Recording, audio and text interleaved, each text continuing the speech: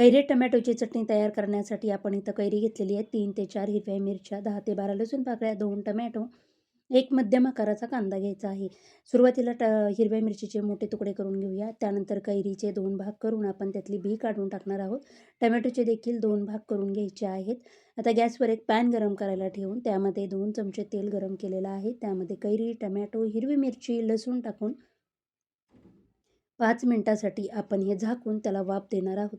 5 मिनिटानंतर आपण कैरी आणि टोमॅटो पलटी मारून घेऊया आणि पुन्हा या झाकण ठेवून एक 5 मिनिटासाठी आपण वाफ देऊन घेणार आहोत. आपले कैरी टोमॅटो मस्त असे शिजलेले आहेत. आता आपण याची साल काढून घेऊया आणि मिक्सरच्या भांड्यात काढून घ्यायचं आहे. मिक्सरच्या भांड्यात काढून घेतल्यानंतर त्यामध्येच आपण कोथिंबीर, लाल तिखट, कांदा, मीठ आणि अर्धा चमचा साखर टाकून मिक्सरला वाटून घ्यायचं आहे. मस्त अशी आपली कैरी टोमॅटोची चटणी तयार झाली आहे.